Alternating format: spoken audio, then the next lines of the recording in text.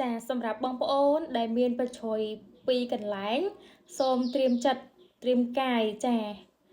តើតងនឹងប្រជ័យទី1គឺប្រជ័យនៅក្តោងច្រមុះបងប្អូនដែលបងប្អូនក៏តែងទៅសួរថាប្រជ័យខ្ញុំបញ្ជាក់បងប្អូនថាទីតាំងគឺខុសគ្នាចា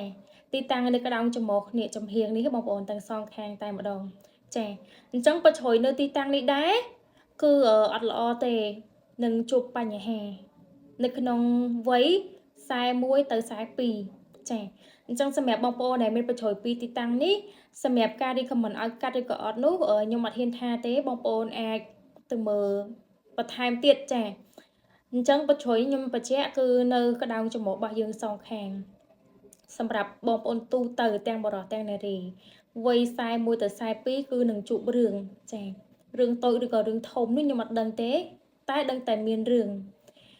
ទី2តើតងនឹងប្រជ័យនៅបរិវេណថ្ងៃចាបរិវេណថ្ងៃ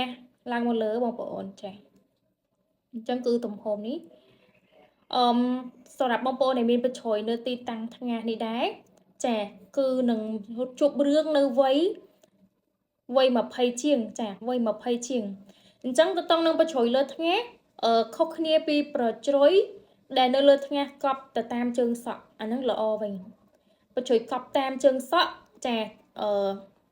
នៅជើងសក់ចំហៀងចាសៀតផ្កាកប់ក្នុងចិញ្ចើមគឺល្អតែលើកលែងតែប្រជ័យនៅបរិវេណថ្ងៃនេះគឺជួបរឿងជួបបញ្ហានៅ20ជាងអញ្ចឹងសម្រាប់បងប្អូនដែលគាត់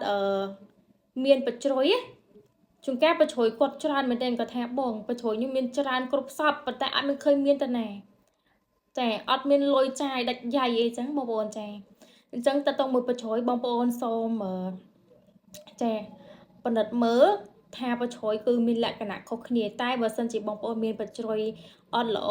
កន្លែងណាយើងអាចកែចេញទៅចាប៉ុន្តែសម្រាប់ខ្ញុំគឺខ្ញុំមិនមែនជាអ្នកជំនាញផ្នែកកាត់ប្រជ័យឬក៏ recommend ឲ្យបងប្អូនទៅកាត់ទេបងប្អូនអាចទៅប្រឹក្សាយោបល់បន្ថែមទៀតតើតោះមួយការកាត់តែបងប្អូនអត់ចេះតែកាត់ទេណាចាបងប្អូនអត់ចេះតែកាត់ទេយើងត្រូវមើលជើងលេខច្បាស់លាស់ចាយើងមើលថ្ងៃល្អចាសម្រាប់អ្នកដែលគាត់ចង់កែសម្ផស្សចង់ទៅវះកាត់ចាយើងត្រូវមើលជើងលេខសិនមើលថ្ងៃខែល្អដើម្បីយើងទៅកាត់យើងទៅធ្វើគឺហុងស៊ុយល្អវាអត់មានបញ្ហាកាត់ឡើងចាយើងរើសថ្ងៃល្អដោយសារអីការវះកាត់គឺវាអាចចេញឈាមអញ្ចឹង